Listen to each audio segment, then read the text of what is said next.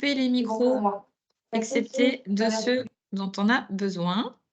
Ça évitera.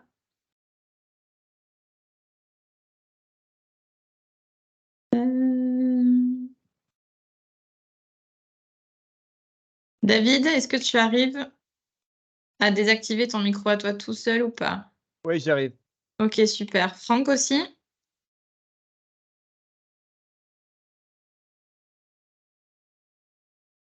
Ouais, c'est bon. Super, parfait.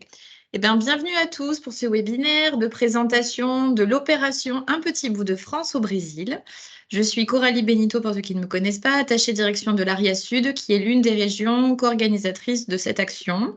Et je suis accompagnée de David Andréoli, qui est notre importateur au Brésil, et Franck Cholvet, l'expert référent export de l'ARIA Sud. On avait proposé ce webinaire pour vous présenter, représenter si besoin l'opération, mais pas que. Le but de ce webinaire est notamment aussi de vous présenter le marché brésilien et son potentiel. Donc ça, c'est David qui va s'en occuper. Il va également se présenter, vous parler d'ADOC et de pourquoi. C'est David qui va nous accompagner sur cette opération-là. Et Franck sera là en complément pour apporter les éléments sur la coordination de l'opération et sa mission dans cette action. Est-ce que ça vous convient? Si vous avez des questions, j'ai coupé les micros, n'hésitez pas à lever la main. On les posera ou au fur et à mesure quand on a le temps, ou alors de toute façon à la fin, il y aura un temps d'échange, donc ne vous inquiétez pas. Vous pourrez poser toutes vos questions pendant et à l'issue du webinaire. David, je te laisse prendre la main. Ou Franck, comme vous voulez. Déjà, ok. Franck, je t'en prie. C'est bon? Non, c'est toi, David. Hein, moi, je fais rien, il ne bat rien. Je sais. Moi, j'ai préparé donc j'ai fait une présentation. Je vais d'abord me présenter de manière simple. Donc, moi, je suis le fondateur de ADOC International, qui existe depuis 1999. Elle est basée au Luxembourg. Je suis de nationalité italienne. Mon père était diplomate. Et donc, je dirais que je suis un Européen convaincu, basé au Luxembourg, boîte de production en Italie, boîte de distribution en Luxembourg et en Belgique, et une boîte de recueil d'informations au Brésil depuis 2010. Voilà, j'ai fait donc je vais partager, je peux partager, ouais, je peux partager. Tu okay. peux, oui. Super, alors je vais vous partager.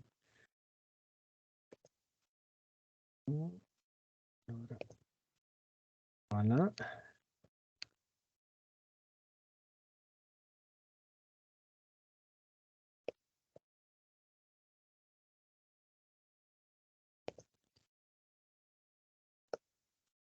Est-ce que vous voyez convenablement? Est-ce que c'est bien? C'est bon. Oui, nickel. OK. Bon, alors l'opération s'appelle Un pedaço da França no Brasil. Comme son nom l'indique, ça veut donc dire un petit morceau de France, un petit bout de France au Brésil. Alors, je présente rapidement notre société. Donc, j'ai fondé cette société en 1999, comme je vous ai dit. En 3 mots, nous sommes experts à l'export, donc basés au Luxembourg depuis 1999. Tiens, je l'avais déjà dit, je n'ai pas vu pourtant, je l'ai relu 10 fois, ça, mais bon, ça va. Donc, je dis 2 fois la même chose. Donc, on est présent au Brésil depuis 2006. On a notre siège d'activité se trouve à Curitiba, dans l'État du Paraná. Et on a un bureau à Sao Paulo. Et notre activité se développe notre business se développe sur 3 activités. Donc, on a une première activité qui s'appelle Tailor-Made Sourcing, qui est en fait une plateforme collaborative B2B entre la GMS régionale et l'industrie food and beverage d'Amérique latine, et l'industrie européenne de l'alimentation et des boissons également.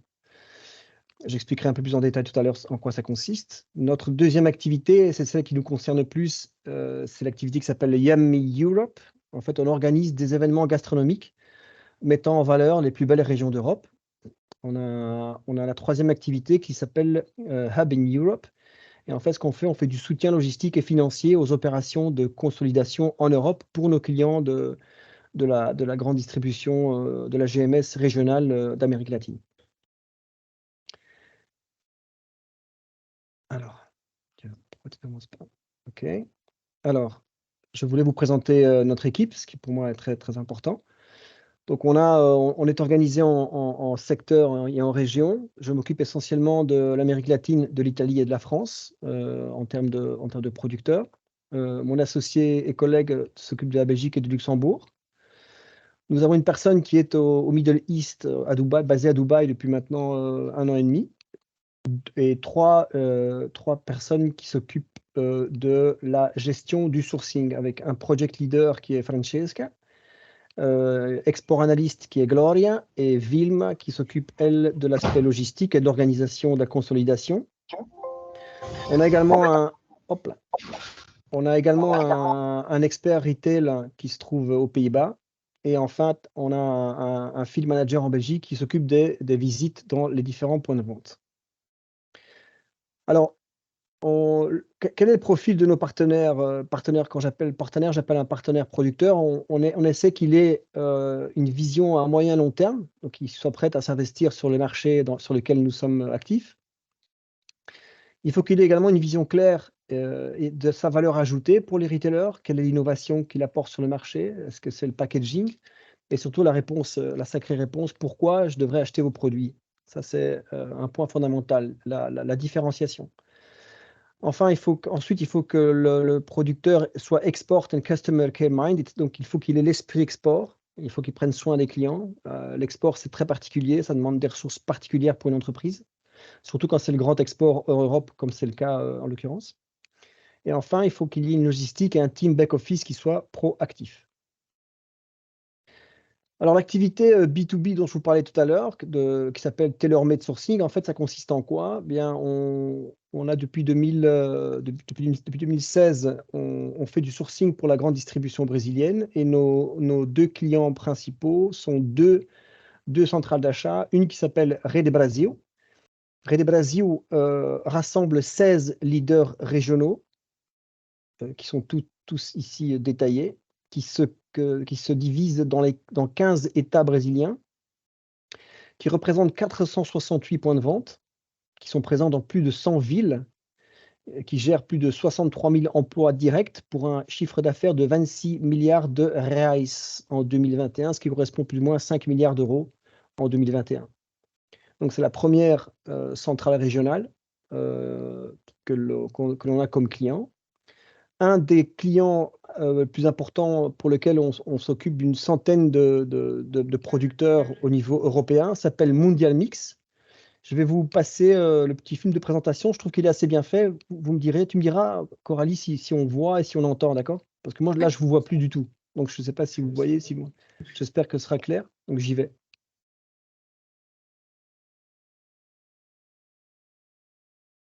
On a bien l'image, on n'a juste pas T'as le pas de son. son, t'as pas de son par contre, David. Vous n'avez pas de son, c'est ça que tu m'as dit? Oui, c'est Ouais, ça. c'est ça. OK. Mais c'est écrit en bas, en fait. Je pense que vous voyez, il y a une traduction en anglais. Je vais relancer et vous me dites si c'est OK, d'accord? Oui. Ça risque de-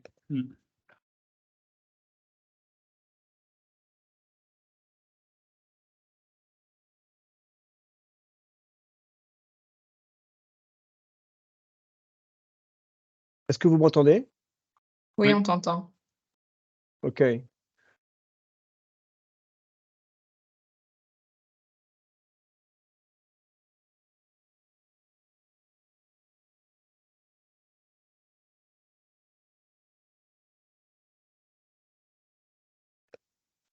Alors, donc, il présente je ne sais pas si vous avez entendu ou si vous lisez. Est-ce que c'est OK pour vous?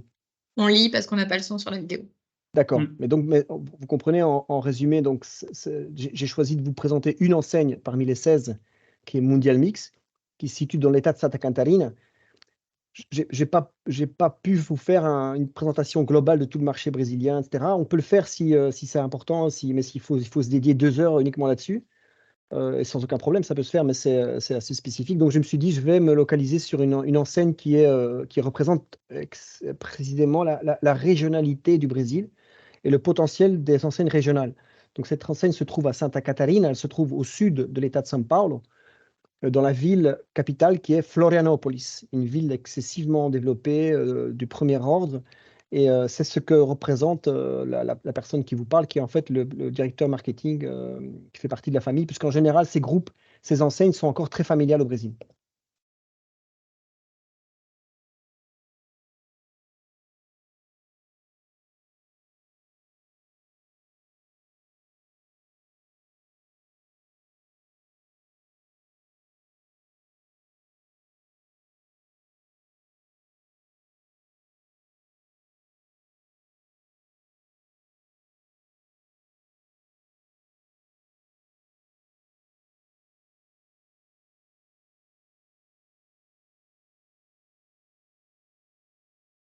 C'est clair que les produits que nous travaillons, on ne travaille pas les produits de commodities. Le sourcing que l'on fait et l'organisation des événements régionaux se font pour des produits justement qui ont une spécificité très marquée. Et ce sont ces types d'enseignes qui sont intéressantes pour nous et c'est ce type de marché que l'on recherche évidemment. Et là, ils ont 20 points de vente plutôt de type gourmet et c'est l'enseigne type sur laquelle c'est notre cible. Bon, il y en a une quinzaine d'autres comme ça, mais c'est en tout cas celle-là qui est une des plus intéressantes.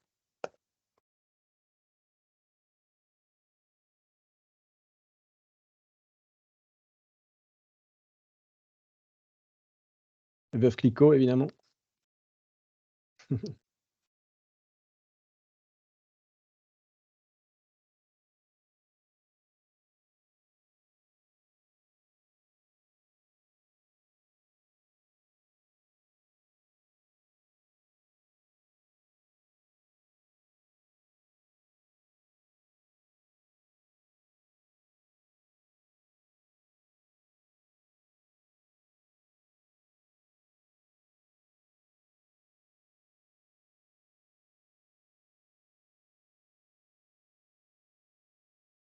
Donc, ils ont les 20, enfin maintenant il y en a 22. Il y a 22 supermarchés premium, mais ils ont en plus 10 points de vente cash and carry de type.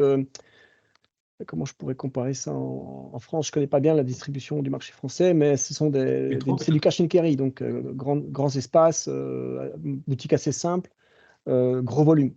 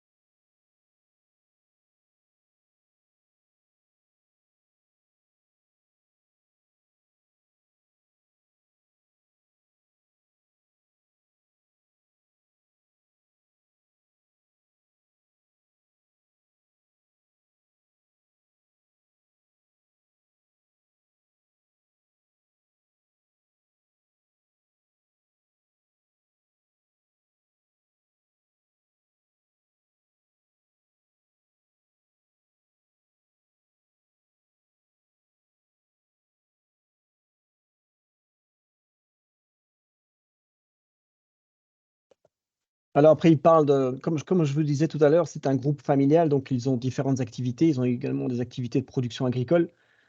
Mais ça, on va passer cette partie-là, les moins intéressantes. Ok. Donc, il faut que je revienne ici. Le deuxième, vous êtes toujours là? Oui. Ok. Le deuxième groupe régional avec lequel on travaille s'appelle Rede São Paulo. Rede São Paulo, ce sont 7 enseignes régionales pour 200 points de vente. Donc le premier, c'était 468 points de vente à date.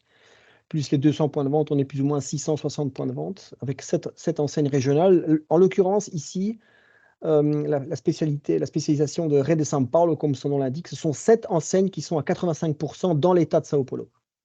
Les chiffres d'affaires réalisés, c'est plus ou moins 2,5 milliards d'euros.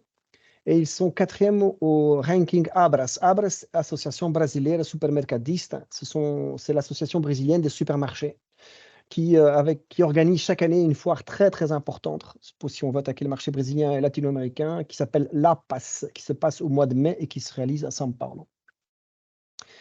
Le tailor-made sourcing, donc on le fait d'un côté pour la grande distribution, mais de l'autre côté pour les industries également. Et donc on a par exemple notre client Decheco, enfin on n'a plus le client Decheco pour être honnête avec vous, on l'a eu jusqu'à la fin de l'année passée, mais ils ont décidé d'arrêter cette année pour des raisons budgétaires internes en fait, plus qu'autre chose. Ce qu'on fait avec les industries, on leur assure un suivi de leur linéaire par des visites fréquentes et constantes, plus c'est ce que vous voyez ici, on organise les dégustations et c'est ce qui est prévu dans.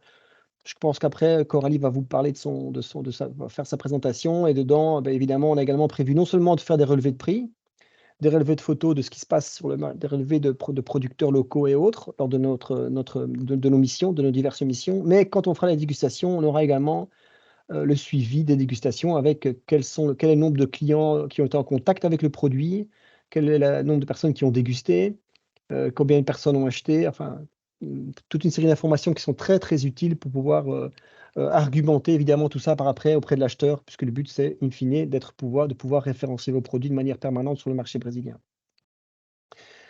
Alors, comment est née l'opération Un Pedaço da França no Brasil? Ça fait depuis 2020 qu'on fait des opérations régionales avec l'AWEX, qui est l'agence wallonne à l'exportation. Et donc, j'ai ici indiqué d'abord le site de l'AWEX que vous pourrez aller voir, wallonia.be, où on parle de notre opération. Et j'ai voulu insérer dans notre discussion ce qui avait été discuté pour l'opération. En fait, ça c'est pour le Chili, parce qu'on fait également l'opération sur le Chili. Mais en gros, donc, c'est ce qu'on va plus ou moins réaliser avec vous, en tout cas avec les sociétés qui seront intéressées, qui vont aller jusqu'au bout. Donc, il y a une première sélection qui est opérée par ad hoc. Donc, on demande aux boîtes de remplir une série de documents. On fait une sélection de produits. On fait un premier tour avec le catalogue auprès de nos acheteurs. On voit ce qui intéresse. Et ensuite, les produits sélectionnés seront achetés et payés par ad hoc, puisque c'est ce que disait tout à l'heure Coralie. En fait, l'activité d'importation et de distribution, pour nous, c'est une activité qui c'est pas notre activité fondamentale. On l'a fait parce que c'est la seule possibilité pour beaucoup de boîtes européennes de taille petite et ou moyenne de pouvoir attaquer un marché aussi important que le marché brésilien de manière directe, objective, sans nécessairement avoir à affronter les difficultés du volume que la grande distribution demande en général. Quand je dis volume, c'est dans le sens inverse.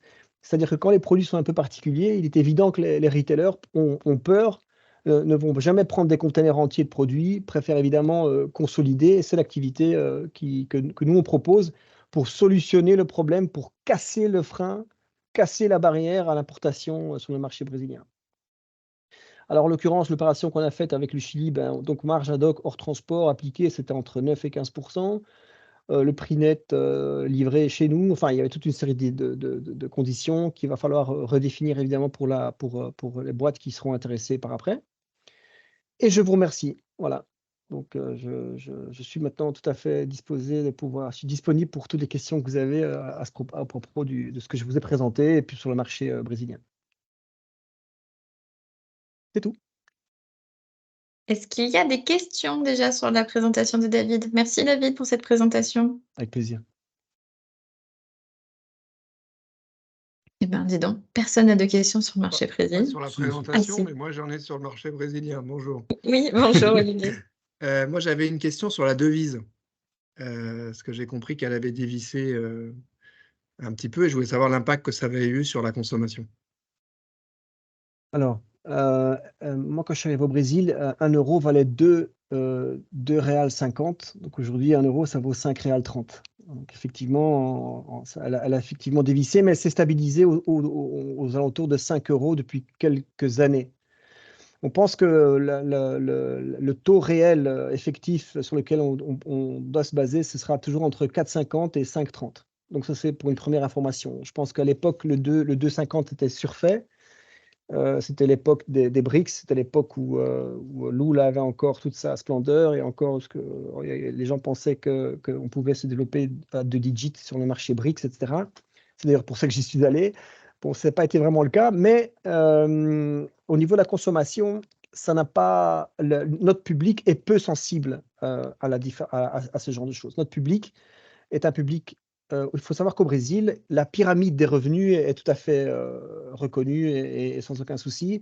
Donc, ils ont divisé les revenus en 5, les revenus de type A, B, enfin les classes de revenus A, B, C, D et E. Évidemment, on ne peut pas s'attaquer, on ne propose pas nos produits aux revenus E, D et C, mais au public A et B. Le public A et B correspondent plus ou moins à, je dirais, entre 15 et 20% de la population totale.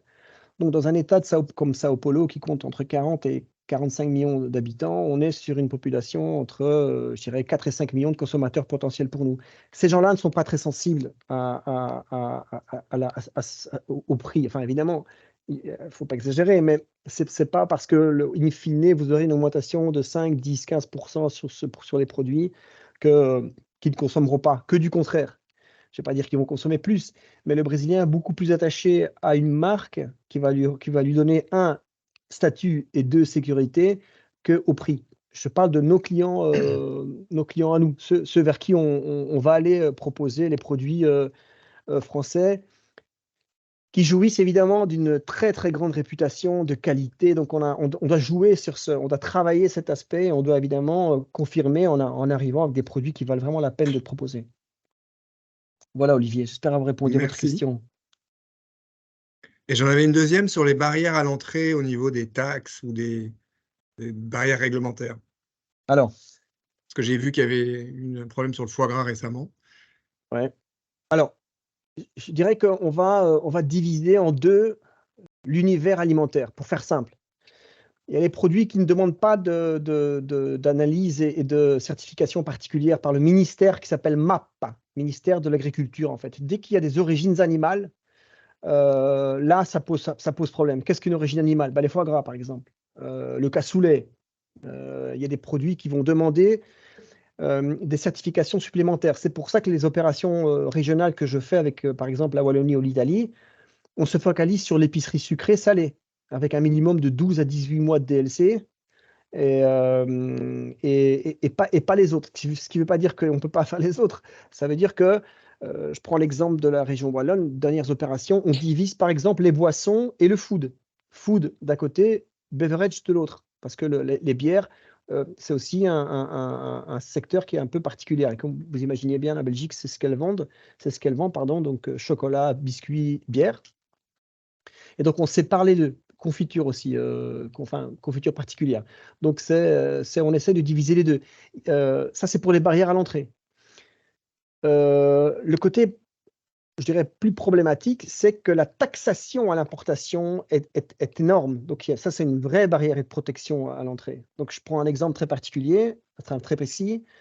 Donc, moi, j'ai une boîte de production de panification apéritive en Italie. Mais mon produit arrive à 1 euro FOB Santos, par exemple, il sort de la douane à 2 euros.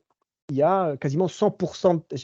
Alors, les gens vous diront non, il n'y a pas 100% de taxes. Moi, je vous dis si, parce que je la paye. Donc, in fine, il y a évidemment 40% de taxes qui est vraiment détaillé. Et puis, vous avez des taxes en plus, des impôts pour le syndicat des transporteurs, impôts pour le syndicat des douaniers, impôts pour ceci, impôts pour cela. In fine, pour faire simple, vous arrivez à un prix votre prix de revient, enfin l'importateur paye quasiment 100% de taxes et en plus, il la paye à l'entrée. Donc dès que le conteneur arrive, il est libéré uniquement quand toutes les taxes sont payées. Tout ça, ce sont des freins, ce sont des difficultés que nous, en travaillant depuis maintenant, je vous dis, depuis 2006 que je suis au Brésil, depuis 2010 que je fais ces opérations et l'investissement au Brésil, on a évidemment des acteurs locaux avec lesquels on travaille, qui financent, qui préfinancent, qui achètent, enfin voilà, c'est pour ça qu'on existe en fait aujourd'hui essentiellement. Voilà Olivier. Merci beaucoup David. On a Bruno Cassan, je crois, qui voulait poser une question. Et après, j'ai Thomas Troglia aussi qui a levé la main. Bonjour Bruno. Oui, bonjour tout le monde, bonjour David. La question, c'est par rapport aux produits, vu toutes ces taxes et tout ce qu'il y a, etc. Qu'est-ce qui fait qu'un produit marche bien sur ce marché par rapport à un autre? Quels sont les critères, ou en tout cas, comment vous arrivez à définir les critères qui font que le produit se vendra comme il faut à un moment donné? Parce que le prix a sûrement son intérêt, mais voilà, qu'est-ce qui va faire que moi, je fais de la confiture, donc comme ça, la question ne se pose pas, je vous dirais ça. Qu'est-ce qui fera que la confiture française se vendra peut-être mieux que la confiture belge, ou inversement? Enfin, voilà. Alors, je suis très content que tu m'aies dit, on peut se tutoyer, j'espère, sinon c'est trop tard. Vas-y. Donc, je suis content parce qu'un des produits les plus vendus sur le Brésil, c'est Saint-Dalfour, tu vois. Donc, c'est pas à toi que je vais dire qui c'est. Donc, ce que je veux te dire, c'est que ils sont parvenus à avoir un positionnement rayon prix qualité particulier qui fait qu'elle coûte 2 fois le prix d'une confiture locale. Mais elle parvient à communiquer en fonction du réseau de distribution qu'elle choisit, l'enseigne fondamentale et les fameux 4P, tu vois, prix, positionnement. Enfin, je ne vais pas vous faire les coups de marketing, hein, mais si on parvient à bien se positionner, qu'on parvient à se différencier, qu'on parvient à faire goûter, le prix devient une variable secondaire. Tu vois, Bruno, je ne sais pas à quel prix tu te situes, donc je ne peux pas répondre spécifiquement par rapport à toi, mais je dis juste qu'il existe des produits de très très haut de gamme qui sont vendus au Brésil parce qu'il y a un public. Le tout, c'est de savoir les positionner au bon endroit, au meilleur moment, et puis de les faire découvrir aussi un peu. Et ça, c'est fondamental. Et ça, par exemple, il faut rendre à César ce qui appartient à César. La WEC, c'est très très bonne dans ce genre de choses, puisqu'elle permet de faire des dégustations et d'organiser ce genre de choses. Après, avec nos amis de l'ARIA, on va organiser ce genre, peut-être pas ce genre exactement la même chose, mais il y aura des opérations qui seront réalisées dans les points de vente pour justement faire en sorte que le produit ne meure pas dans le rayon. Parce que si on arrive et qu'on met juste un truc dans le rayon, c'est mort. Jamais, enfin, ils ne seront pas. Je prends l'exemple des bières. Une bière, pour vous donner des exemples de bières, les bières belges, elles coûtent, je vous donne un exemple, une 330 Duvel coûte, ou type Duvel, je ne sais pas pour ceux qui connaissent, mais ça coûte quasiment 25 réals la bouteille, quand une Heineken blanche coûte 8 réals la bouteille. Heineken ou l'autre, comment elle s'appelle encore, la bière, pas la Jupiler, la Stella coûte 8 à 9 réals. Donc c'est 3 fois le prix. Mais vous allez trouver des gens qui vont vouloir goûter, qui vont vouloir découvrir. C'est pour ça que l'opération que nous, on veut mener, elle doit se faire pendant les Jeux Olympiques. Bon, après, tu vas en parler, hein, Coralie, je pense. Non, je suis Oui, mais vas-y, continue, t'es bien lancé. Non, mais bon, pourquoi? Parce qu'il faut que tout ça soit mis dans une atmosphère française. Il faut qu'on vende la France plus que les produits encore. Donc voilà, je sais. Après, Bruno, il faut que je comprenne un peu mieux, évidemment, ta spécificité, tu vois, mais en tout cas, il n'y a pas de limite particulière. Surtout, je répète, l'Italie et la France, et je suis très heureux puisque je suis un peu des deux, l'Italie et la France, c'est les deux pays qui communiquent le plus sur leur capacité à vendre des produits de bouche de qualité. Et je dirais même la France encore un peu plus que l'Italie. Nous, on est un peu plus, j'allais dire un peu plus à la mano, ça veut dire un peu plus simple, entre guillemets. Vous avez la spécificité de la qualité et du luxe. Donc, il faut jouer là-dessus. Il ne faut pas avoir peur de jouer là-dessus, sans évidemment faire des folies, hein. Je pensais que tu étais parti, que tu ne voulais plus me parler, Bruno. En Non, fait, non, t'avais t'inquiète, disparu. j'ai déplacé la caméra, c'est la vie technique. Bon, voilà. Voilà, Merci. je t'en prie, avec plaisir. Franck, tu veux intervenir ou je peux donner la main à Thomas Truglia? Thomas. Allez, Thomas, on vous écoute. Oui, bonjour, Thomas Truglia, Bonjour, Thomas. société Cisco, distributeur en food service. Donc j'ai deux questions pour toi, David. La première, c'est est-ce que tu as de l'expertise en food service sur le marché brésilien? C'est ma première question. Et la deuxième question, quel positionnement des produits européens et surtout français et italiens sur le marché du food service au Brésil? Est-ce qu'il y a des opportunités ou pas? Voilà. Alors, première question, est-ce que tu as l'expérience sur le food service? Non. En fait, je dis non parce que je n'ai pas du tout la même expérience, le niveau d'expertise que sur la GMS. Tu vois, je suis beaucoup plus fort en GMS. Ceci dit, D'accord. le food service sur Sao Paulo, on a déjà réalisé des opérations avec nos amis de Licce, donc de produits italiens. Et donc, évidemment, c'est un circuit de distribution qui est particulier sur lequel on peut évidemment aussi s'attaquer. Mais je n'ai pas cette expertise-là sur les produits français. Tout ce que je peux te dire que sur les produits italiens, sur São Paulo, Cima Amorebione, il y a plus ou moins 10 000 pizzerias.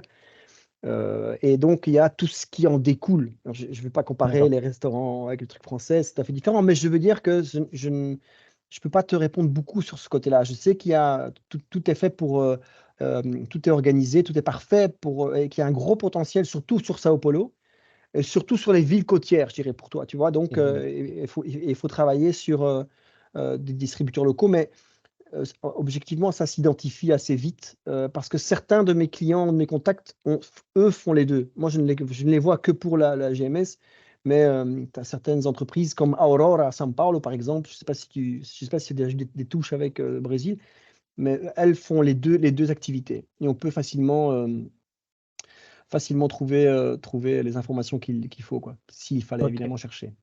Ça roule. Merci. Très bien. Merci, David. On a une autre question de Gers Distribution. Oui, bonjour. J'ai une petite question. On a parlé effectivement de la sensibilité en fait des consommateurs sur les produits français.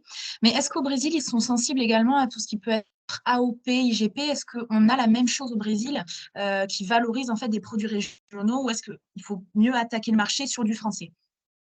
Sur du français. J'ai pas très bien compris c'était qui. En fait, alors c'est Gers Distribution. En fait, nous, on est sur du foie gras. Donc, Okay. on a effectivement plusieurs gammes. On va partir en fait sur du label rouge ou de l'IGP Gers, mais on a également une gamme France. Et pour l'export au Brésil, voilà, on voudrait savoir si effectivement les consommateurs sont sensibles à ce type de label, à ce type de certification, ou s'ils n'ont peut-être pas cette connaissance-là dans le pays et du coup, ils ne sont pas sensibles du tout. C'est trop spécifique. Il faut rester sur la France. C'est-à-dire c'est pour ça que l'opération, on l'appelait un petit bout de France au Brésil, Il faut rentrer par la France, il faut mettre en avant la France. Et puis, on peut évidemment s'amuser sur les spécificités régionales. Je pense même qu'il faut le faire, mais pas aller trop loin. Tout ce qui est AOC, IGP, c'est très compliqué à pouvoir expliquer aux consommateurs français. Aux consommateurs brésiliens, pardon. Attaquons par Très la bien, France. merci. La France, c'est déjà très bien. Avec plaisir. Vas-y, Franck. C'est vrai, je peux? Oui, c'est bon. Alors, on était à l'origine en fait de cette démarche avec David, et la première fois qu'il m'a parlé de ce projet, j'ai envie de dire la première remarque que j'ai eue, puisque dans mon activité je vends aussi des produits français à l'étranger, c'est le Brésil c'est loin, le Brésil c'est compliqué, et puis le Brésil il y a des taxes assez incroyables. Et c'est un Italien qui qui m'a dit, si j'arrive à vendre des produits wallons au Brésil, si nous les Italiens on arrive à vendre des produits italiens au Brésil, il n'y a pas de raison que les Français n'y arrivent pas. Et ma question, c'est simple, c'est euh, qu'est-ce qui pourrait inciter une boîte qui hésite à sauter le pas par rapport à ce marché?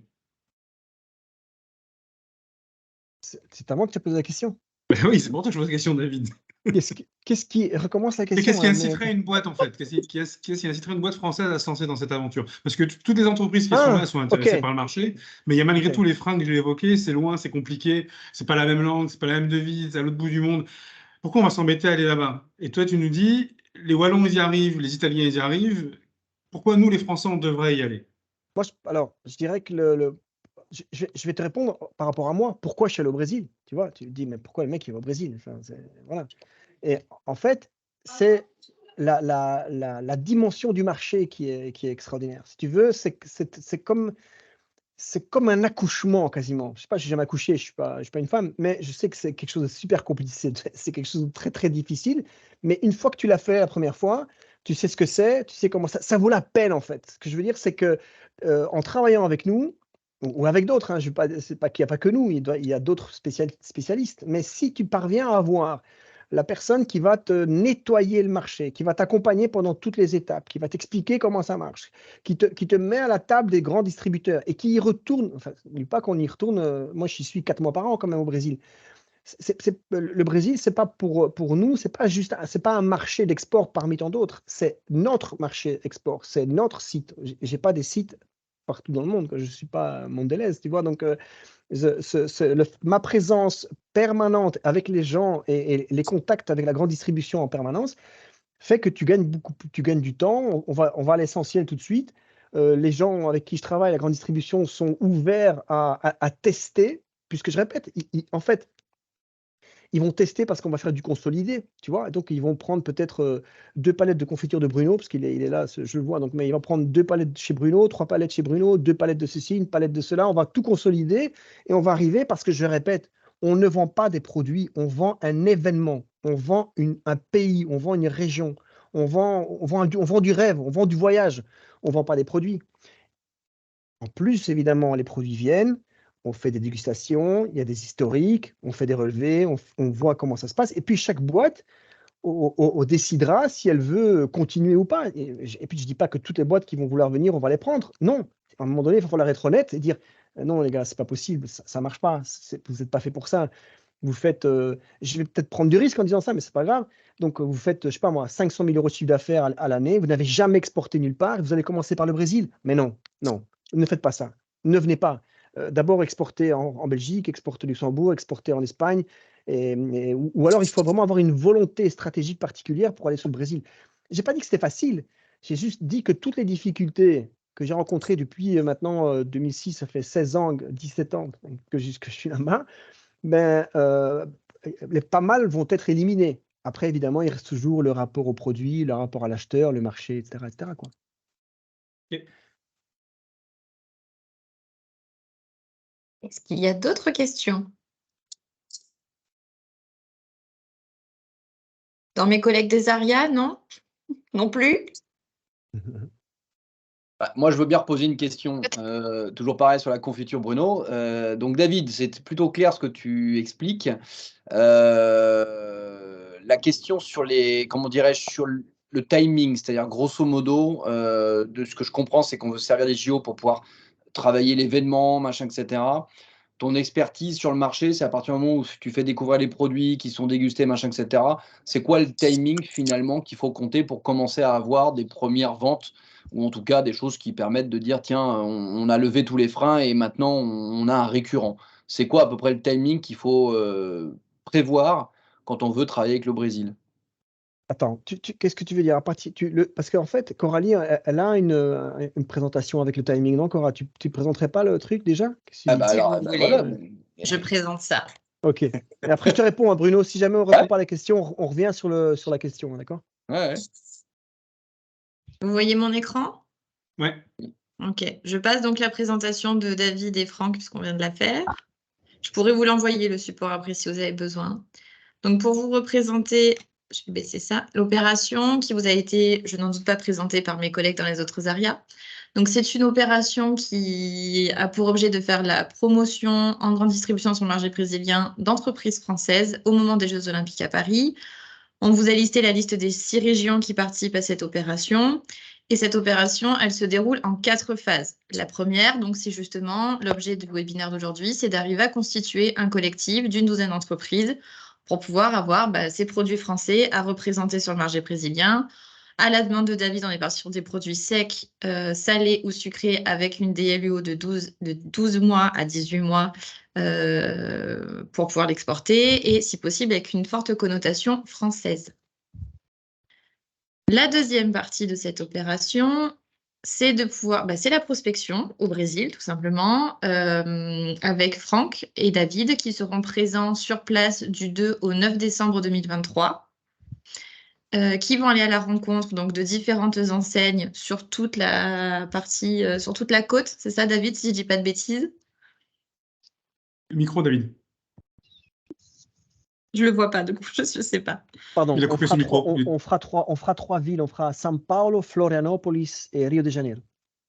Voilà. Donc, il y a la visite des enseignes, il y a un store check pour affiner le positionnement des produits alimentaires envisagés et le reporting, bien sûr, auprès de chacune des entreprises pour faire une analyse globale. Et cette deuxième phase, ça vise à sensibiliser les enseignes brésiliennes ciblées aux entreprises françaises et aux produits alimentaires de nos différentes régions. Et ensuite, dans cette phase-là, on prévoit d'inviter quelques acheteurs choisis parmi les enseignes qui seront intéressées sur un événement. Donc là, on a mis l'ISM Cologne parce que ça nous paraissait être un événement qui s'y prête. Ça peut être aussi un autre événement si jamais on décidait avec David et Franck s'il y avait un autre événement qui s'y prête. Voilà, le but, c'est d'inviter ces acheteurs sur un salon où il y a la France de représenter pour les sensibiliser à nos différents produits. La troisième phase de cette opération, c'est la finalisation de l'offre produit et la mutualisation pour la logistique. Donc, sélection finale des références produits, commande de ferme par ad hoc, comme l'a évoqué David en début de webinaire, et le regroupement des commandes en un point en France pour pouvoir après exporter dans un seul container les produits au Brésil. Et la quatrième phase de cette opération, c'est bien évidemment la mise en avant des produits dans les magasins au moment des JO, donc plutôt courant de l'été 2024, avec préparation, adaptation et mise en avant des différents produits. C'est là où on organisera des dégustations, comme l'a évoqué David, en fonction des enseignes. Et ça sera dans à peu près 25 magasins. Et puis à la fin, vous aurez un bilan qui vous sera communiqué et remis. Et puis c'est là où vous pourrez donner suite à cette opération ou pas. Pourquoi y participer? Je pense que David a déjà bien répondu à la question. Je vous laisserai prendre connaissance de tout ce qui a été listé sur cette slide. Je pense que chaque ARIA vous l'a présenté. Il y a en effet un reste à charge sur cette opération de 3 996 € hors taxe, avec un appel à la contribution de cette somme qui ne se fera que sur 2024, malgré que l'opération commence, vous l'aurez compris, au mois de décembre, avec la sensibilisation et la recherche des enseignes. Au niveau du rétro-planning, donc en décembre et janvier, c'est la prospection commerciale et la sensibilisation des enseignes de distribution brésilienne ciblées. De février à juin 2024, on finalise l'offre des produits et on travaille sur la mutualisation logistique pour une présentation dans les magasins au mois de juillet-août 2024 au moment des JO. J'ai fini. Si je peux juste préciser, on a mis ensemble avec l'ARIA la date de juillet-août, évidemment. L'opération point de vente et les animations éventuelles se feront pendant les JO. Je pense que les JO de mémoire, c'est uniquement juillet, si je ne me trompe pas. Mais voilà, c'est juste peut-être un détail.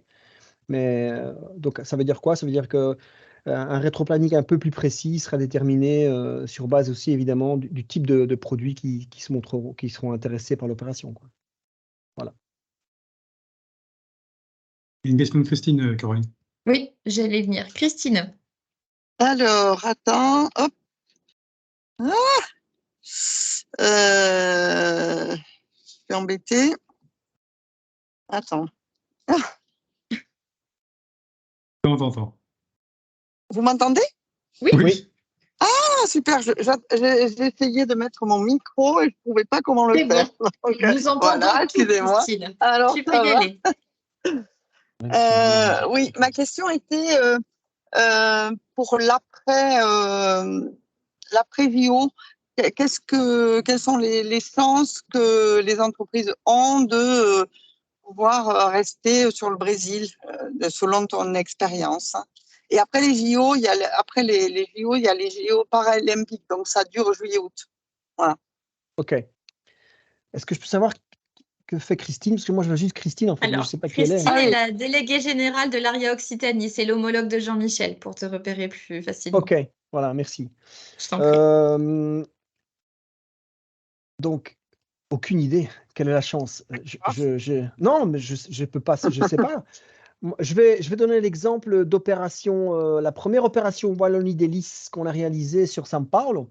Il y avait au total 12 producteurs, 8 plus 4, 8 bières et 4 de food. Et après l'opération, aucun n'a été retenu. Voilà, donc 0. Je suis un peu brut, mais c'est la vérité, donc 0. La deuxième opération, uniquement, je pense qu'il y en a 2 qui ont continué, et les 2 ont continué seuls. Parce qu'en fait, c'est ça aussi la possibilité, c'est que c'est pas les boîtes, si elles ont la compétence, la connaissance et l'équipe pour pouvoir continuer par après, elles continuent toutes seules, hein. Enfin, toute seule, je veux dire, en tout cas, pas avec Adoc. Je ne sais pas dans quelle mesure les différents ARIA continuent à aider. Mais je peux pas répondre. Christine, c'est vraiment difficile de pouvoir dire la probabilité. J'ai peu de statistiques et puis c'est tellement variable, je peux pas répondre. Je peux pas donner OK. de faux espoirs. Ou je sais pas. Voilà. Sur le passé, en tout cas, la première opération 0 et sur la seconde 2 fois.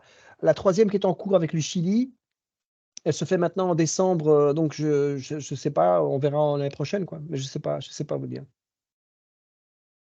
Bon, c'était pour éclairer les entreprises, hein, voilà. Je sais, mais Merci. avec plaisir. On a une vraiment. question d'Olivier. Oui, David. Deux questions en fait, parce que vous avez cité ISM comme point de rencontre pour les acheteurs qui est quand même très tourné sucre. Ma question c'est comment ça fonctionne au niveau du mix de produits? Parce que est-ce qu'il faut que les produits soient complémentaires dans la gamme que vous allez présenter? C'est ma première question. Et la deuxième, c'est si vous avez beaucoup de produits salés, je vois pas bien pourquoi ISM. Bon, moi, je suis dans une boîte qui fait de la truffe, hein, pour Truffia d'Oravas, donc effectivement, moi, l'ISM, c'est pas du tout ma cam. Alors, plusieurs points. D'abord, l'ISM. On a donné l'ISM, mais ce n'est pas un point fixe. On s'est dit l'ISM parce que c'était. On sait que les acheteurs en général viennent, et donc ça aurait été plus facile de pouvoir que ce soit plutôt un lieu de rencontre. Et on s'est dit qu'effectivement, s'il y avait des boîtes comme toi, Olivier, qui viennent pas, ben, on leur dit venez, on organise une soirée spécifique ARIA et on fait ça dans un hôtel ou peu importe, mais on organise un truc pour que ce soit. Donc l'ISM n'est pas un point, c'est pas un point fondamental. L'idée c'est qu'on va décider, et ça c'est moi qui serait force de proposition auprès de l'ARIA. Je vais dire voilà, je pense que j'ai 4 enseignes intéressantes, d'abord intéressées et puis intéressantes, et ils viennent à l'ISM ou pas. Et donc, on va se rencontrer. Est-ce que tu peux venir, Olivier? Tu fais un saut en Allemagne ou peu importe où, on trouvera un endroit où on trouvera une organisation. N'oubliez pas qu'on est dans, je dirais, 90% de la finalisation en fonction de la réalité aussi du retour qu'on aura dans cette première visite qu'on va faire avec avec Franck. Et je compte beaucoup sur Franck là-dessus parce que j'avoue avec beaucoup d'humilité que les produits français, si ce n'est qu'en tant que consommateur, je ne les connais pas bien. Je n'ai pas une grande expertise du produit français. C'est pour ça que j'ai besoin de Franck avec moi, puisqu'à deux, lui vient avec son expertise produit France et moi, j'ai mon expertise marché Brésil. Donc, quand on aura fait, Franck, lui, il ne reste que 4 jours, donc du 4 au 8, mais moi, je reste jusqu'au 15 janvier, donc moi, je serai là pendant 7 à 8 semaines, s'il faut, 7 semaines plutôt, s'il fallait encore approfondir un peu quelques demandes, moi, je serai sur place, on pourra le faire. Donc, c'est vrai ce que tu dis, c'est vrai que l'ISM, c'est pas du tout, c'est plutôt sucré et c'est pas du tout salé, mais ce qu'il faut retenir, c'est que on doit faire en sorte que les boîtes qui auront été sélectionnées, enfin, qui veulent participer, rencontrent les acheteurs d'une manière ou d'une autre. Voilà, c'est ça qui est important. Je comprends, mais enfin, je ne sais pas comment ça fonctionne au Brésil, mais ce que je voudrais pas, c'est que ce soit.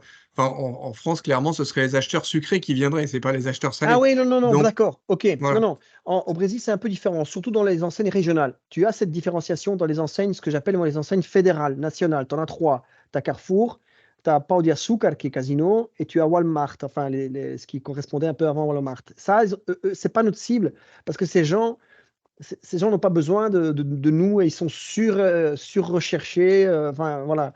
Non, nous, les plus petites enseignes, en fait, il y a un acheteur qui s'occupe des produits importés. Et donc, il a tout l'assortiment. À 90%. Ok, je ne dis pas qu'il y a peut-être quelqu'un qui a une spécialité vin ou un truc comme ça, mais en général, on tous, et je vais même aller plus loin, en général, c'est même le patron de l'enseigne, enfin le propriétaire de l'enseigne, puisque souvent, c'est des familles qui possèdent depuis de nombreuses années, c'est lui qui s'occupe personnellement de ça, quoi. Tu penses bien, ça lui permet de voyager, de voir du pays, de déguster des produits, ça fait partie du plaisir de la vie, quoi, quand même. Bah oui. C'est clair. Ok, Surtout, merci beaucoup. surtout les truffes. Voilà. Est-ce qu'il y a d'autres questions? Je crois que oui. On a Louis Bataille. Bonjour. Bonjour. Donc, Louis Bataille, les deux gourmands, nous on fait des biscuits et du miel. J'avais 2 questions. Une un peu dans la continuité de la question d'Olivier juste avant. J'ai vu que vous recherchez une douzaine d'entreprises. Comment se fera la sélection de ces 12-là? Et question plus technique, on va dire, d'un point de vue réglementaire, par rapport à nos emballages, quelles adaptations il va falloir réfléchir et mettre en place? Alors, pour la première question, qui répond aussi à la question d'Olivier, en fait. Olivier avait posé cette même question plus ou moins sur la sélection des produits. Il y a une partie où moi, je ne peux pas répondre, en fait, parce que je dirais que les ARIA qui doivent faire en sorte qu'il y ait évidemment une espèce d'équilibre dans l'offre que j'aurai à proposer auprès de la GMS. Je ne peux pas venir avec 6 offres confiture, par exemple. Je vais toujours la confiture parce que je suis un consommateur, j'aime bien, mais il va falloir évidemment qu'il y ait une offre équilibrée. Comment cette première sélection se fera? Je veux pas faire le Ponce Pilate de la situation, mais je dirais que c'est plus une sélection ARIA, je pense. C'est Oui, plus alors, voilà. juste pour information, l'ensemble des ARIA qui participent à ce projet se réunissent mardi prochain, justement, pour faire un point suite à ce webinaire, déjà à quelle entreprise souhaite continuer l'aventure ou pas. Et dans les entreprises qui souhaitent continuer l'aventure, c'est là où on fera le point sur les différents produits qui sont proposés. Il y aura un échange entre chaque DG mardi prochain, voilà, pour déjà savoir si on peut partir avec tout le monde ou pas. Tout ça, ça sera vu la semaine prochaine. Par contre, c'est clair, c'est Olivier, c'est ça ou pardon? C'est juste, hein? Non, là, Non, c'est pas Olivier. c'était Louis. Pardon, Louis. Pardon, Louis. Alors, c'est clair que nous, en tant qu'ADOC, on a aussi donné une limite de nombre d'entreprises parce qu'on ne peut pas gérer une opération avec plus de 10-12 entreprises. Objectivement, c'est très compliqué de pouvoir, surtout que ce seront évidemment toute une série de produits différents. Peut-être certaines boîtes n'auront pas l'agilité export nécessaire. Donc, c'est vraiment une prise en main avec nos amis de l'ARIA, des ARIA de l'opération, quoi. Donc, voilà, ce côté-là, c'est l'ARIA. La deuxième question, c'était sur les emballages. Alors, évidemment, il y a la langue, d'abord, c'est obligatoire. Deuxièmement, aujourd'hui, enfin depuis octobre de cette année, malheureusement, ils ont un peu ce que le fameux Nutri-Score français, ou plutôt européen. Ils ont maintenant il y a une obligation d'avoir une petite loupe qui met en évidence, ça porte un nom en portugais, mais j'ai oublié le nom, qui met en évidence les 3 valeurs fondamentales qui sont le sucre, le gras et le sel. Et donc là, c'est un emballage, il faut rajouter de manière manuelle, automatique, ça chacun selon ses capacités productives. Il faut qu'il y ait en tout cas sur le facing cette information qui communique si évidemment vos produits sont. Mais en général, un peu comme les produits italiens, c'est ou bien trop gras, ou bien trop sucré, ou bien trop salé, parce que c'est du plaisir. On ne fait pas des diététiques. Enfin, peut-être qu'il y a peut-être des diététiques là qui veulent venir, mais c'est peut-être pas. Alors, je suis peut-être pas bon là-dedans, on n'est peut-être pas très bon là-dedans. C'est plutôt le plaisir. Il ne faut pas oublier que c'est la gastronomie, c'est yummy, Europe, yummy. Ça veut tout dire, donc ça doit être délicieux, ça doit donner envie. Et c'est ce pourquoi on est différent sur le marché portugais. Donc, la langue, l'importateur, l'indication, après je pourrais envoyer un peu d'informations s'il le fallait pour parler de cette petite loupe. Ce sont les 3 informations principales, Louis. Voilà, Merci beaucoup. avec plaisir. Christelle nous a renvoyé les dates de Jeux Olympiques 2024. Oui, j'ai C'est vu. du 26 juillet au 11 août et les Jeux Paralympiques du 28 août au 8 septembre. Ah, super, ok. Merci Christelle. Merci Christelle. Avec plaisir.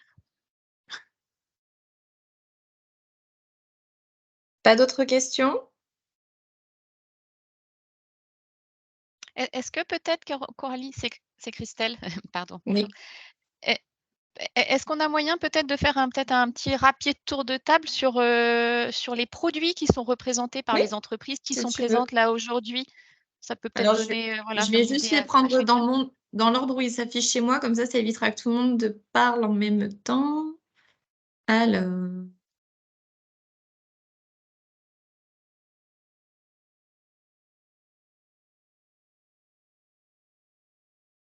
Alors, dans l'ordre, j'ai Agathe. Oui, bonjour. Donc moi, c'est entreprise Cisco, la même entreprise que Monsieur Thomas Troglia qui a parlé tout à l'heure. Distributeur du coup alimentaire en produits surgelés, frais et ambiants. Je peux poser une question en fait. C'est étonnant qu'il y ait une boîte comme la vôtre qui s'intéresse. C'est quoi l'intérêt en fait pour vous? Ce serait quoi? Pour que je comprenne. Ouais, C'est David, Thomas, c'est Thomas qui arrive. C'est Thomas du coup qui répond. Je vais répondre. Cisco est le leader mondial en food service, d'accord? Ouais, Société américaine, mais qui a racheté des sociétés en France, en Europe, on va dire, d'accord, des distributeurs, et elle a racheté notamment Davigel et Break France. Et nous travaillons beaucoup à l'export, hein, puisque nous exportons, nous travaillons beaucoup à marque propre, déjà la marque Cisco. Nous avons des marques régionales et nous avons une de nos marques en produits d'épicerie qui s'appelle la Maison des Gourmets. D'accord, ce sont des produits qui ont des conditionnements adaptés au food service, mais nous avons quelques produits qui pourraient passer en GMS. Nous sommes présents sur quelques lignes en GMS, en cash and carry. Voilà, aujourd'hui, nous ne sommes pas présents au Brésil, au départ de la France. Nous sommes présents avec des gammes, plutôt à des gammes américaines. Et tout simplement, j'étais très intéressé par. Alors c'est Christelle qui m'a présenté le projet et j'étais très intéressé d'en savoir un peu plus. Voilà. Alors maintenant, je comprends un peu mieux, puisque on est rentré un peu dans le détail du produit. Ouais. Ce que tu fais, ça peut être assez intéressant en fait. Je prends l'exemple de Mondial Mix. Je ne sais pas si tu as vu Mondial Mix, on 10 cash and carry. Et le cash and carry, ils le font pour effectivement le food service, en fait. D'accord. Donc, ce cas, c'est comme les conditionnements, tu le sais, mais comment les conditionnements GMS, ce n'est pas les conditionnements en food service. Tout à fait. Voilà, donc- Mais nous avons, de façon ponctuelle, certaines références, nous avons des conditionnements qui peuvent s'adapter, puisqu'on est présent sur, par exemple, au Moyen-Orient ou sur d'autres continents, en cash and carry et en GMS, sur vraiment des petits segments. Donc il peut y avoir des opportunités. L'intérêt fondamental de ta gamme, c'est que c'est une marque, c'est une gamme ombrelle en fait. C'est une marque ombrelle, tu vois, dans laquelle la gamme elle sera vaste. Et donc Tout à fait. pour les gens qui seront intéressés par un food service spécifique, simple, une solution one-stop solution, ça peut être intéressant. Maintenant, je comprends. Ok, merci. Voilà.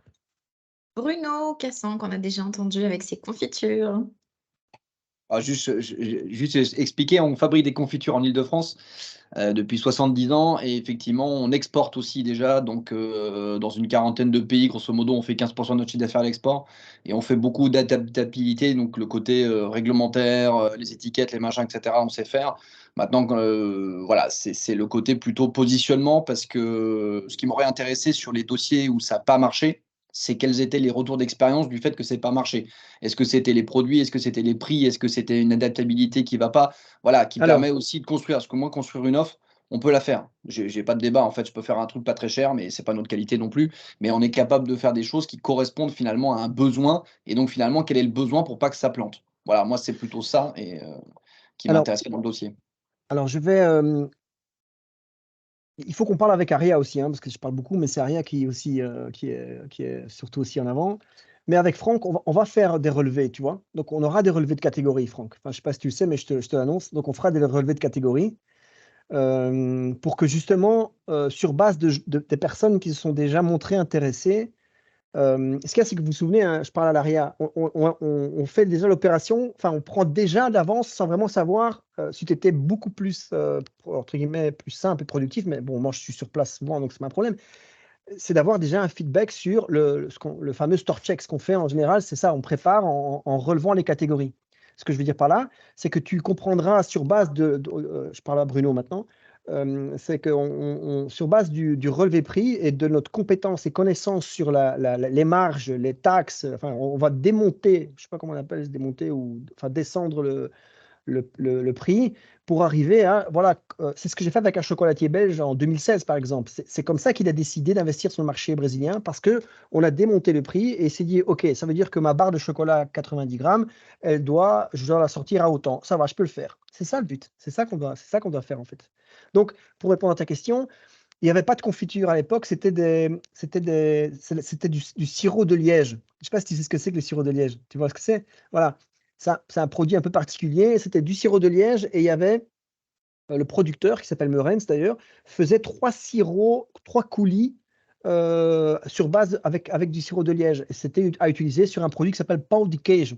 Pão de queijo, c'est un petit snack salé à base de fromage, comme son nom l'indique. Et donc, ça marchait bien ensemble. Voilà. Mais donc, sur la confiture, j'ai pas de confiture. Par contre, j'ai eu des demandes et sur Tsouk, tu vois, Tsouk, la confiture Tsouk, la marque italienne Tsouk, c'est une très, très chouette marque. Il faut de toute façon être différent, tu vois. Enfin, il y a un leader, il y a une cible à aller toucher, c'est ça dans le four. Je reviens, désolé, mais c'est cette gamme-là. Si on peut attaquer les références, tu vois, si on peut se positionner un peu moins, un peu moins cher, parce que c'est pas la même chose, ou alors il faut déguster ou offrir autre chose, c'est une bonne cible à attaquer. En tout bien, tout honneur, évidemment. Voilà. On a Christian aussi autour de la table. Christian. Oui, c'est vous. Alors, votre micro. C'est bon. Le micro.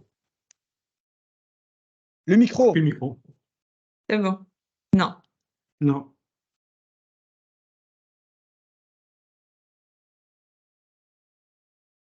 En haut, tout en haut. Il faut cliquer sur le microphone. J'ai pas la main pour vous le désactiver. Voilà. C'est bon. Voilà, bonjour. Bonjour Christian. Christian, des huileries Coven. Nous sommes en France, nous fabriquons des huiles.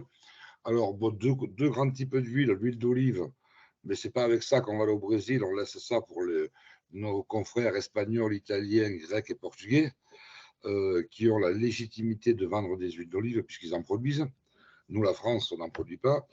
Par contre, nous avons une gamme, ce qu'on appelle des huiles de goût, de spécialité, avocat, noix, noisette, sésame, lin, etc. Où en effet, on s'appuie sur la notoriété culinaire de la France pour essayer de vendre nos huiles qui sont à peu près les mêmes que celles qui sont fabriquées en Italie, mais qui sont fabriquées en France pour rebondir sur le propos de David. Alors, je ne connais pas du tout le marché brésilien, je ne sais pas du tout s'il est friand et s'il a une appétence pour les huiles de goût. Ce sera à découvrir ensemble. Il y a un joli marché en France. Alors, c'est une niche, hein, mais c'est une niche dont le chien grossit tous les jours. Donc, pourquoi pas profiter de la niche brésilienne. Non, mais il y il y a 30 ans, il n'y avait pas d'huile de noix, de noisette, de sésame. Il y avait le tournesol, l'olive, le colza, point final. Nos grands-parents ne connaissaient pas ces huiles. Tout comme dans la confiture, il y a 30 ans, il n'y avait pas la confiture de mûre, de je ne sais pas quoi. Aujourd'hui, on a la chance de pouvoir faire des huiles avec beaucoup de fruits. Et donc, c'est une huile un petit peu chère. Mais c'est vraiment la gastronomie française qu'on essaie de vendre. Voilà. Alors, merci Christian pour la niche et le chien.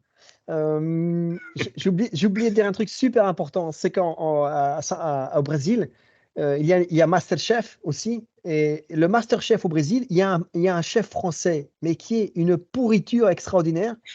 Mais dans le sens, c'est vraiment c'est comment on appelle ça, une caricature du chef français. Il est mauvais caractère, il parle super mal le portugais, et, enfin c'est le truc, mais il est magnifique. Et donc c'est pour ça que tu parles de ça, c'est super important, Christian, parce qu'il a donné l'envie à tous ces, mais évidemment je parle de São Paulo, ok, des villes, je parle pas.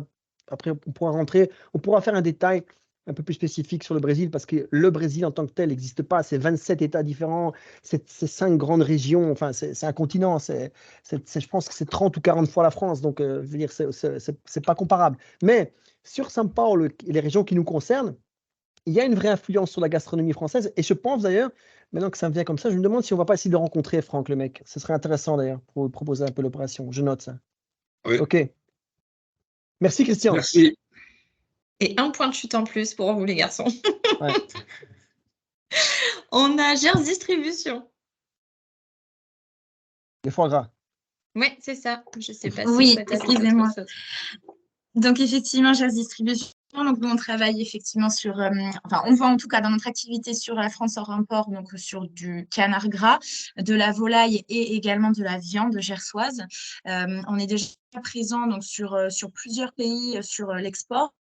Grosse partie ibérique, donc on débute l'Italie et on est aussi sur le Benelux. Et notre volonté, effectivement, et notre intérêt sur le Brésil, c'est de proposer du produit d'épicerie de foie gras, donc avec des LUO qui dépassent 12 à 24 mois. Et voilà, on est très intéressés. Nous, c'est vrai que ce qui nous fait un petit peu peur sur l'export dans ce pays, c'est effectivement les contraintes sanitaires, notamment avec le problème de la grippe aviaire. On sait qu'on a des pays, par exemple, avec qui on exportait, notamment à Hong Kong. Donc pour le moment, c'est légèrement bloqué. Donc voilà, ça, c'est ce qui potentiellement pourrait le plus nous bloquer pour l'export au Brésil. On a fait avec Franck, on a fait le tour un peu, on s'est dit, tiens, c'est quoi les produits qui représentaient le mieux la France? Et donc, évidemment, on est arrivé au foie gras. Et en fait, le foie gras est déjà importé sur le Brésil, hein. Donc, c'est une chance parce que, ouais, il est donc, il est reconnu, il a toutes les, comment dire, toute la légitimité est assurée. Après, le producteur de foie gras, en l'occurrence vous, doit passer par un système de certification, évidemment, par le ministère de l'Agriculture, parce que je disais que c'est un produit viande, un produit d'origine animale. Et ça, ce sont des process qui peuvent prendre entre 2 mois et 2 ans, quoi. Et oui, bien sûr. Voilà, tu vois, donc Oui. Pardon, je t'en prie. Oui, pardon, c'est Christine pour Gers Distribution. Oui, du coup, ça vaut le coup que tu te rapproches de suite de la DSPP Okay. parce qu'ils sont d'une très, très grande aide. Ils sont très, comment dire, le gouvernement français favorise, pousse plein fer pour que son administration favorise l'export.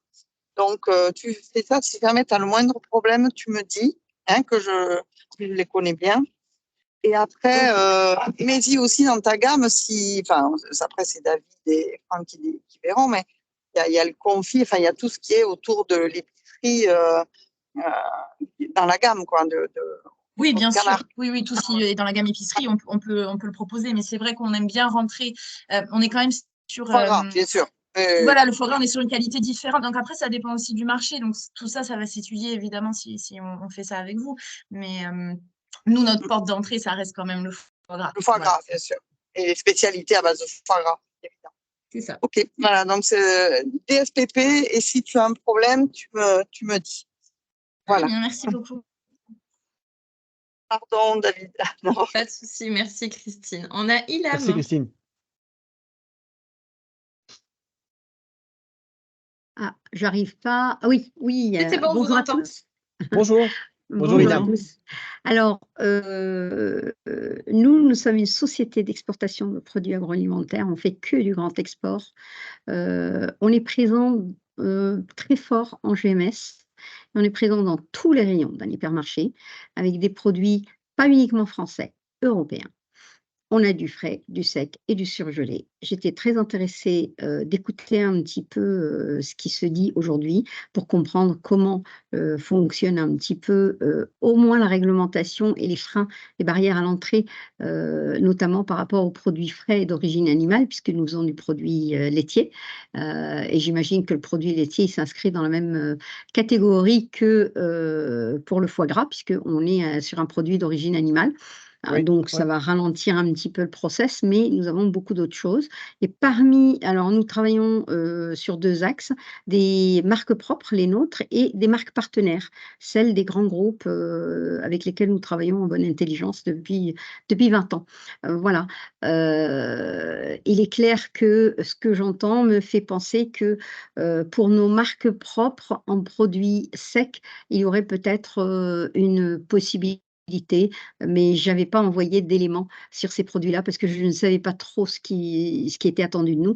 Aujourd'hui, sur les marques propres en produits secs, ça peut être des vinaigres, le vinaigre à l'estragon, le vinaigre balsamique, le vinaigre de cidre, ça peut être des mayonnaises, ça peut être de la moutarde, ça peut aussi être beaucoup d'autres choses puisque nos marques sont en constant développement et voilà, donc c'est quelque chose que je mets dans un coin de ma tête puisque le Brésil n'était pas un pays qui avait la priorité, dans le sens où de la même manière que vous, David, vous êtes chez vous au Brésil, nous, c'est le Moyen-Orient, notre terrain de jeu. Et c'est là-bas qu'on est chez nous et c'est là qu'on teste tous nos produits pour ensuite les reconfirmer, notamment sur les pays du Maghreb, et ensuite aller vers d'autres territoires. Ce que j'ai entendu précise ma pensée.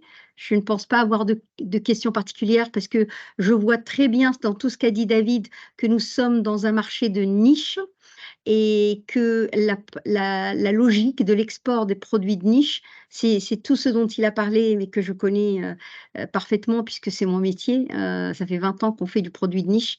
Quand on parle de grand export, c'est forcément du produit de niche. Ça veut dire que vous avez peu de volume par référence, mais vous pouvez constituer des containers avec une multitude de références. Nous, on fait nos propres consolidations.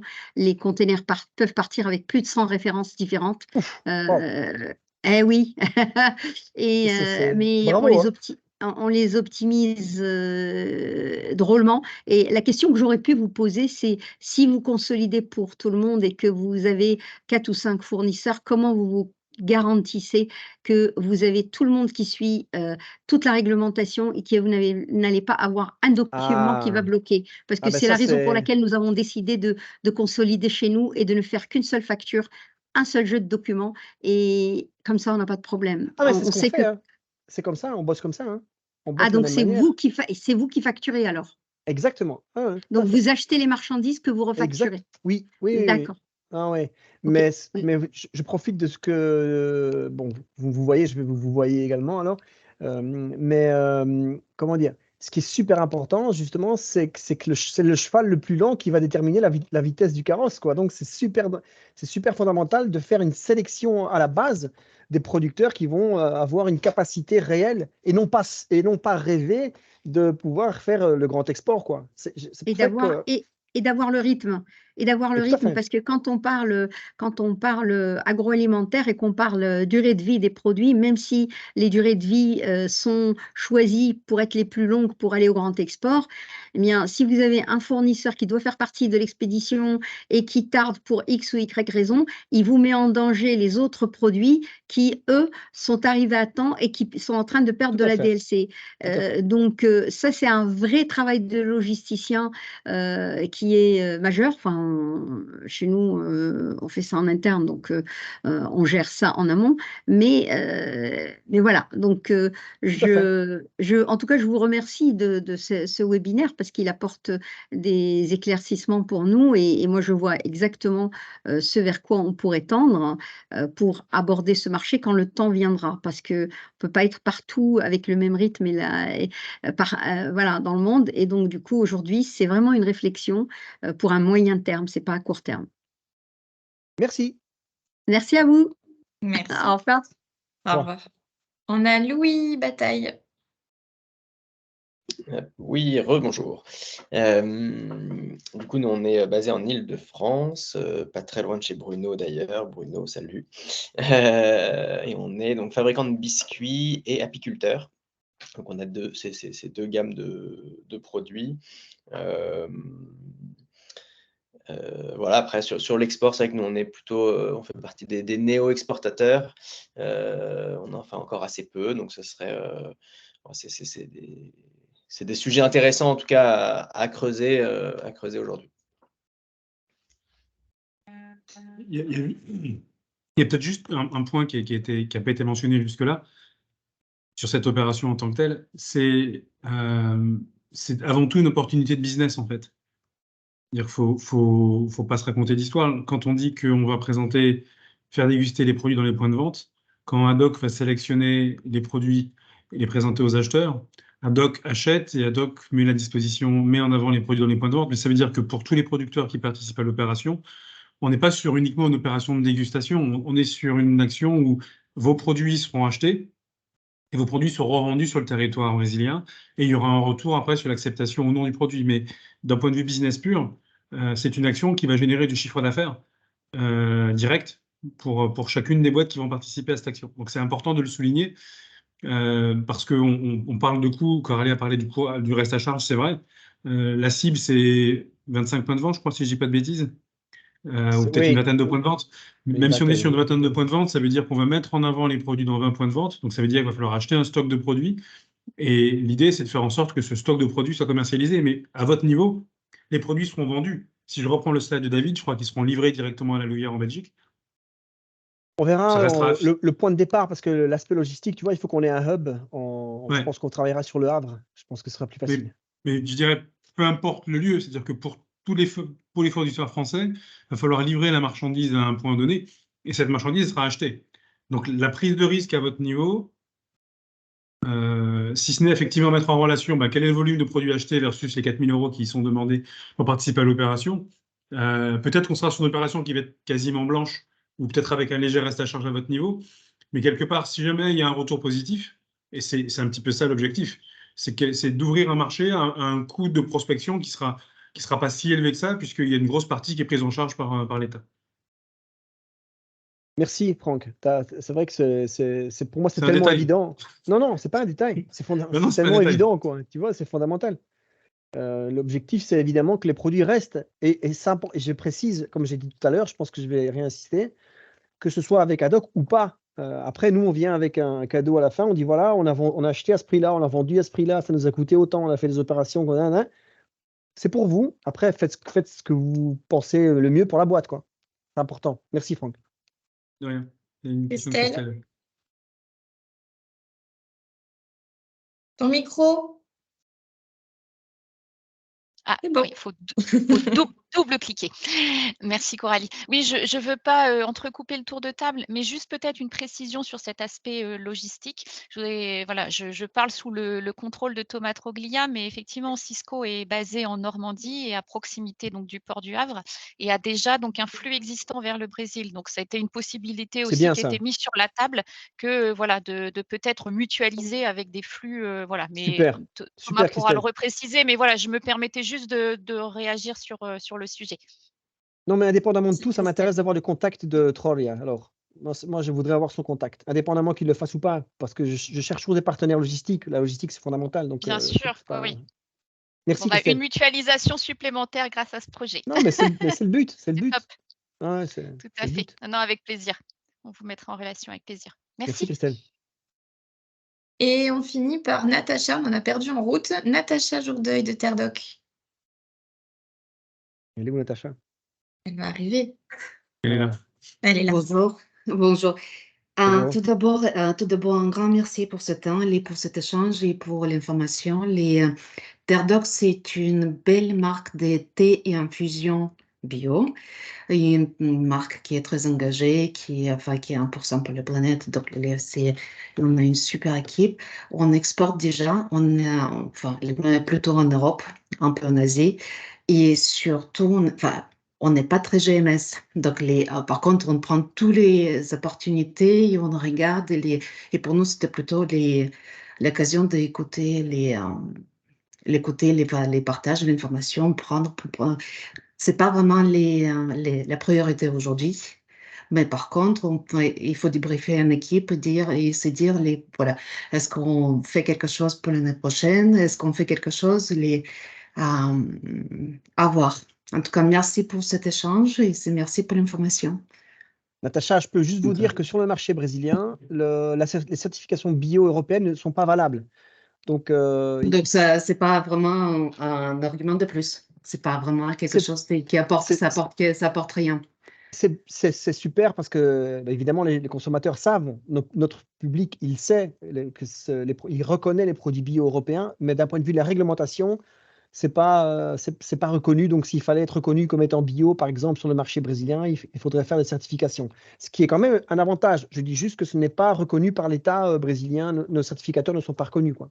Voilà. Mais mais par contre, c'est bien. Par contre, c'est un plus.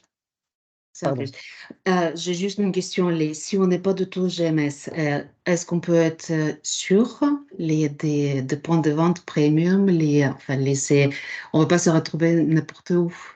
Oui, non, bien sûr. Mais il y a par exemple, il y a des chaînes de cafétéria, padaria premium au Brésil. Hein. Donc, il y a des endroits pour le premium, tout à fait.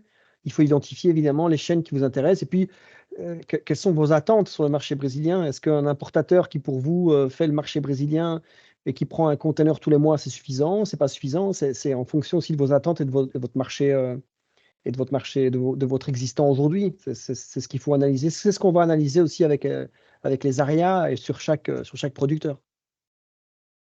Est-ce que j'ai répondu à la question, Natacha? Oui, en fait, encore une fois, aujourd'hui, pour nous, c'est une prise de l'information et après, on débriefe en équipe, on décide. Et ce serait intéressant d'avoir votre avis sur sur la marque, sur les présentations, sur Terre-Doc. Donc, ça sera bien d'échanger après. Pas de problème, avec plaisir. Ouais.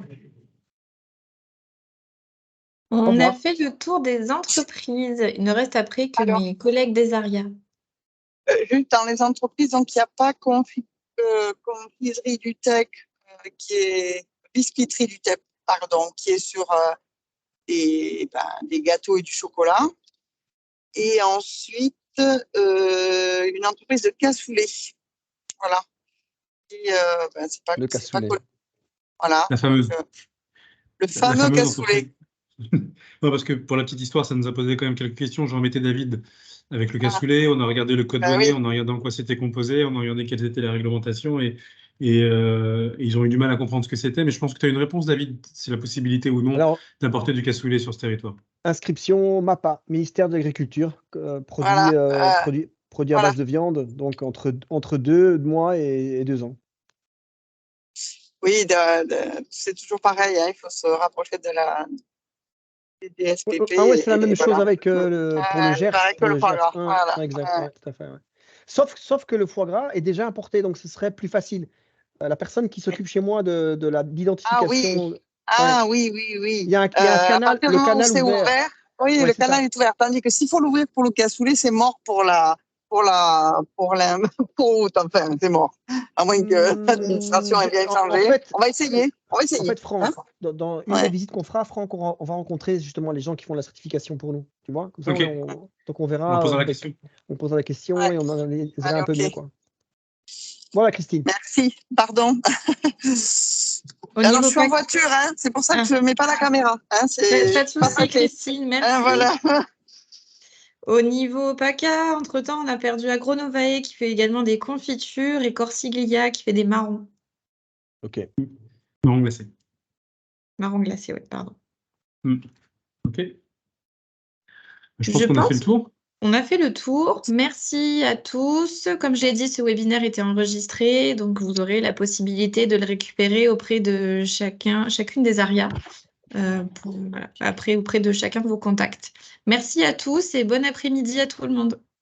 Merci à tous. À Merci bientôt. beaucoup. Merci. Au revoir. À très vite. Au revoir. Au revoir. Au revoir. Au revoir.